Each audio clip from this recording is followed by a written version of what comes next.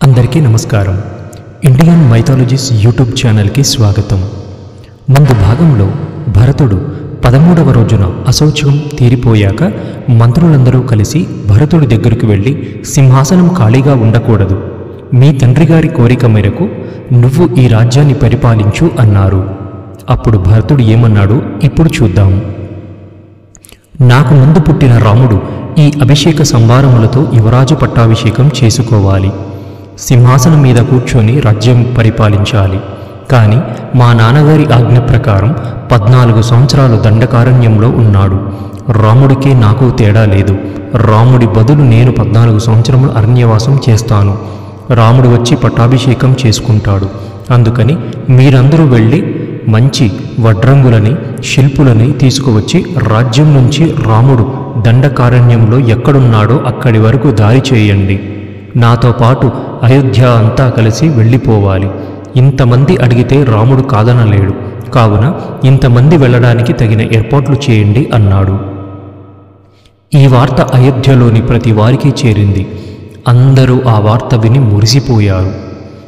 ఆ ముందు రోజు భరతుడు శత్రుఘ్నుడు ఇలా మాట్లాడుకుంటున్నారు. అసలు ఇంత జరుగుతుంటే లక్ష్మణుడు ఎందుకు ఊరుకున్నాడు? మూర్ఖురాలై మా అమ్మ కైకేయి 2 వరాలు అడిగి ఉండవచ్చు. సత్యపాశముల చేత బంధించబడ్డ దశరథ మహారాజు ఆ 2 వరాలను కైకేయికు ఇచ్చి ఉండవచ్చు. కానీ రామలక్ష్మణులు దశరథుని నిగ్రహించి రాజ్యం ఎందుకు తీసుకోలేదు, మా అమ్మకి ఎందుకు బుద్ధి చెప్పలేదు అని వారు మాట్లాడుకుంటుండగా అటువైపు నుంచి మంతర వచ్చింది. కైకేయి ఇచ్చిన ఆభరణములతో ఆ మంతర వెళుతుండగా చూసిన భటులు ఆమెను పట్టుకొని అసలు రామలక్ష్మణుల అరణ్యాలకు వెళ్ళడానికి కారణం ఈ మంతర అని చెప్పారు. అప్పుడు శత్రుఘ్ను ఆగ్రహంతో తన కత్తిని తీసి ఆ మంతరను ఈడ్చుకుంటూ భరతుడి దగ్గరకు తీసుకువచ్చాడు. ఆ సమయంలో శత్రుఘ్నుడు భీకరమైన స్వరూపాన్ని చూసి కైకేయ మరియు సుమిత్ర యొక్క అంతఃపురాలలోని జనాలు పారిపోయారు. ఇప్పుడు భరత శత్రుఘ్నులు ఆపగలిగేది కౌసల్య ఒక్కతే అని అందరూ కౌసల్య మందిరానికి పరుగు తీశారు. ఆ మంతరని శత్రుఘ్నుడు పొడవబోతుండగా అప్పుడు కైకేయ అక్కడికి వచ్చి నిలబడింది. అప్పుడు భరతుడు, అయ్యయ్యో శత్రుఘ్న, ఆ మంతరను చంపుతావేంటి? ఈ మంత్ర మాటలు విని ఇంత ఉపద్రవం తీసుకొచ్చింది ఆ కైకేయ. నాకు ఆవిడను చంపేయాలని ఉంది, కానీ ఎందుకు చంపడం లేదో తెలుసా? ఆమెను చంపేస్తే మాతృఘాతకుడు అని రాముడు నాతో మాట్లాడడు. దాన్నే వదిలేశాక దీన్ని వదిలేయటం పెద్ద లెక్క. దీన్ని చంపినా స్త్రీని చంపిన వాళ్ళు అని రేపు మనం అరణ్యానికి వెళ్ళినప్పుడు రాముడు ముఖం పక్కకి తిప్పుకుంటాడు. రాముడిని చూడకుండా మనం ఉండలేము. అందుకని దాన్ని వదిలేయి అన్నాడు. అప్పుడు లక్ష్మణుడు తమ్ముడైన శత్రుఘ్నుడు భరతుడి మాట విని తన మనస్సు మార్చుకొని మంతరను విడిచిపెట్టాడు. మరునాడు ఉదయం వశిష్ఠుడు సామంతరాజులతో పురోహితులతో అందరితో గొప్ప సభ ఏర్పాటు చేశారు. భరతుడు కూడా వచ్చాడు. అప్పుడు వశిష్ఠుడు, నాయనా, నీ తండ్రి అయిన దశరథ మహారాజు గారు ఈ రాజ్యాన్ని నువ్వు అనుభవించాలని నిర్ణయం చేసి వెళ్ళిపోయారు. ఆయన ఉన్నంతకాలం ధర్మబద్ధంగా పరిపాలన చేశారు. చంద్రుడిని వెన్నెల ఎలా విడిచిపెట్టదో అలా పుత్రధర్మాన్ని విడిచిపెట్టకుండా రాముడు అడవికి వెళ్ళాడు. అందుకని నువ్వు కూడా ఈ ధర్మాన్ని పాటించాలి. కావున నువ్వు పట్టాభిషేకం చేసుకోవడం ధర్మం. అందుకని జల కలశలములు తెప్పించాను. భద్రపీఠం ఏర్పాటు చేయబడింది.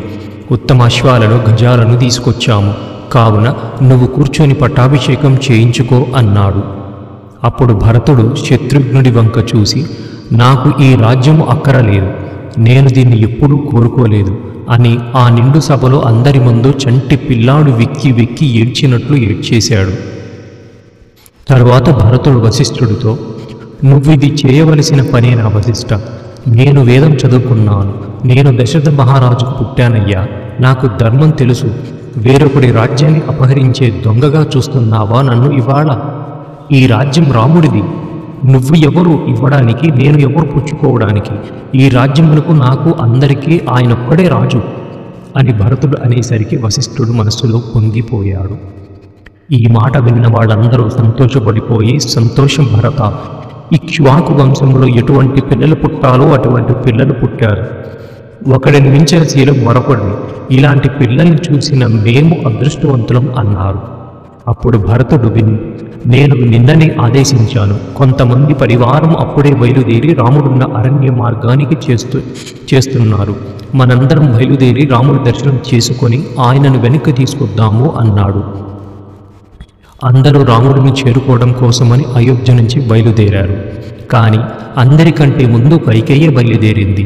తాను ఎవరి కోసమైతే ఈ పని చేసిందో ఆ భరతుడే తనని కాదన్నప్పుడు ఆమెను ఆవహించిన మోహం పోయింది. తన తప్పును తెలుసుకుంది. అలా కొన్ని లక్షల సైన్యంతో బయలుదేరి వాళ్ళు గంగానదిని చేరుకున్నారు. అప్పుడు ఆ నిషాద రాజైన గుహుడు వాళ్ళని చూసేసరికి ఒక పెద్ద సముద్రం వచ్చినట్టు కోవిధారా వృక్షము చిహ్నముగా ఉన్నటువంటి సైన్యం వచ్చి నిలబడింది. అప్పుడు గుహుడు తన బంధువులని, సైన్యాన్ని, యువకులను పిలిచి, భరతుడు ఇంత సైన్యంతో వచ్చాడంటే ఖచ్చితంగా మనందరినీ చంపడం కోసమైనా వచ్చి ఉండాలి, లేదా 14 సంవత్సరాల తరువాత రాముడు తిరిగి వస్తే ఆయన పరాక్రమం ముందు నిలబడలేనని, ఇదే అదనుగా ఒక్కడై ఉన్న రాముడిని, లక్ష్మణుడిని సంహరించడం కోసమని వచ్చి ఉండాలి. రాముడు నాకు పరమమిత్రుడు, ఆయనని మనం రక్షించుకోవాలి. ఇంత పెద్ద సైన్యాన్ని మనం ఎదిరించలేము. కాకపోతే మన సహాయం లేకుండా వీళ్ళు ఎవరూ గంగని దాటలేరు. అందుకని 500 పడవలని ఈ సైన్యం అంతా వెళ్ళడానికి సిద్ధం చేయండి. మీరందరూ కూడా ఒక్కొక్క పడవలో 100 మంది చొప్పున కవచాలను కట్టుకొని, ఆయుధాలను పట్టుకుని నిలబడండి. నేను ఏమి ఎరుగని వాడిలా భరతుడి దగ్గరికి వెళ్ళి, నువ్వు రాముడిని కలుసుకోవడానికి వెళుతున్నావా, రాముడిని సంహరించడానికి వెళుతున్నావా అని అడుగుతాను. ఒకవేళ రాముడిని సంహరించడానికే భరతుడు వచ్చి ఉంటే పడవలలో గంగని దాటిస్తామని చెప్పి పడవ ఎక్కించి గంగ మధ్యలో ముంచేద్దాము. ఒకవేళ రాముడిని కలుసుకోవడానికే భరతుడు గనక వచ్చి ఉంటే రాముడు ఎక్కడున్నాడు చెప్పి వాళ్లతో కూడా నేను వెళతాను అన్నాడు. అప్పుడు ఆయన కొంత మాంసము, పుష్పములు, ధాన్యములు, కందమూలములు, తేనె పట్టుకొని భరతుడు విడిది చేసిన గృహం దగ్గరికి వెళ్ళాడు. గుహుడు రావడాన్ని చూసిన సుమంత్రుడు లోపలికి వెళ్ళి భరతుడితో, భరత, నువ్వు రాముడు ఎక్కడున్నాడో అని వెతుకుతున్నావు కదా, రాముడు ఎక్కడున్నాడో గుహుడికి తెలుసు అన్నాడు. రాముడికి గుహుడి మీద అపారమైన ప్రేమ, అలాగే గుహుడికి రాముడి మీద అపారమైన భక్తి అని చెప్పగానే భరతుడు గుహుడి దగ్గరికి వెళ్ళి ప్రవేశపెట్టమన్నాడు. లోపలికి వెళ్ళిన గుహుడు తాను తీసుకువచ్చిన వాటిని అక్కడ పెట్టి, నువ్వు ఈ రాజ్యాన్ని దశరథ మహారాజు గారి వల్ల పొందావు. ఇంకా నీ తృప్తి తీరక రాముడిని చంపుదామని వచ్చావా, లేకపోతే రాముడిని కలుసుకుందామని వచ్చావా? నాకు మనసులో శంకంగా ఉంది. నిజం చెప్పు భరత, ఎందుకు వచ్చావు ఇక్కడికి అని అడిగాడు గుహుడు. అప్పుడు భరతుడు, నువ్వు అన్నమాట వలన నాకు బాధ కలిగిన నీ అమాయకత్వం నాకు తెలుస్తోంది. నేను ఈ గంగ దాటి భరద్వాజాశ్రమానికి వెళ్ళి ఆ ఆశ్రమం దగ్గరలో ఉన్న రాముడిని కలుసుకోవాలని అనుకుంటున్నాను. సరే, నువ్వు రాముడిని కలుసుకోవాలని వచ్చావు, మరి నీ వెనకాల ఇంత సైన్యం ఎందుకు వచ్చింది అని గుహుడు భరతుడిని ప్రశ్నించాడు. అప్పుడు భరతుడు, ఆకాశమంత నిర్మలమైన మనసుతో ఒక అన్నగారిని రాజ్యం కోసం చంపేటటువంటి దురాలోచన ఎన్నడూ రాకుండుగాక. ఒక తమ్ముడు అన్నగారి గురించి ఎప్పుడన్నా ఆలోచిస్తే అన్నగారి కాళ్ళు పట్టి నమస్కరించడానికి మాత్రమే ఆలోచించేటటువంటి సౌజన్యము నిలబడుగాక అన్నాడు. ఈ మాటలు విన్న గుహుడు, ఇక్ష్వాకు వంశములో పుట్టిన నీకే చెల్లిందయ్యా ఈ మాట చెప్పటం. నాకు చాలా సంతోషంగా ఉంది. మీ ఇద్దరూ కలిస్తే చూసి మురిసిపోవాలని ఉంది. దగ్గరుండి గంగను దాటించి నేను మీతో వస్తాను. రాముడు ఇక్కడే పడుకొని వెళ్ళాడు. నన్ను తన తల మీద మర్రిపాలు పోయమన్నాడు. జటలు ధరించి నారచీరలు కట్టుకుని వెళ్ళాడయ్యా రాముడు అని అన్నాడు. ఆ రాత్రి భరతుడు రాముడి గురించి ఆలోచిస్తూ తన వల్ల రాముడు ఇన్ని కష్టాలు పడుతున్నాడని బాధపడుతూ ఉండటం వలన నిద్ర పట్టక గుహుడిని పిలిచి, నాకు రాముడి గురించి ఏదైనా చెప్పు అని అడిగాడు. అప్పుడు గుహుడు, రాముడు ఇక్కడికి వచ్చి ఇంగుది వృక్షం క్రింద కూర్చున్నాడు. అప్పుడు నేను ఆయనకి అన్నము, కందమూలాలు, తేనె మొదలైనవి తీసుకువచ్చాను. అప్పుడు రాముడు, నేను క్షత్రియుడను, ఒకరికి మేము ఇవ్వాలి, ఇతరులకి దగ్గర మేము తీసుకోకూడదు. మా తండ్రి గారికి ఇష్టమైన ఆ గుర్రాలకు కొంచెం దాణా పెట్టు, ఆ గంగ నుంచి కొన్ని నీళ్లు తీసుకురా, అవి తాగి పడుకుంటానయ్యా అన్నాడు. అప్పుడు నేను గంగ నుంచి నీళ్లు తీసుకుని వెళితే వాళ్ళకి ఇచ్చాను. సీతారాములు తాగగా మిగిలిన నీళ్లను లక్ష్మణుడు కళ్ళకి అద్దుకొని తాగాడు. అప్పుడు నేను రాముడిని లోపల హంసతూలికా తల్పం మీద పడుకోమనగా ఆయన నేను ఇప్పుడు ఒక తాపసిలాగా బతకాలి అని చెప్పి లక్ష్మణుడు తీసుకొచ్చిన దర్భగడ్డి పడుకున్నాడు. రాముడు పడుకోయే ముందు లక్ష్మణుడు సీతారాములు పాదములు కడిగి తడిగుడ్డతో తుడిచారు. అప్పుడు సీతమ్మ రాముడి భుజాన్ని తలగడగా చేసుకొని పడుకుంది. నేను కాపలా కాస్తాను, నువ్వు పడుకో లక్ష్మణ అంటే ఆయన నన్ను ఎలా పడుకోమంటావు గుహ, ఇంత దారుణమైన దృశ్యం చూశాక అని నీ తమ్ముడు లక్ష్మణుడు ఏడిచాడయ్యా.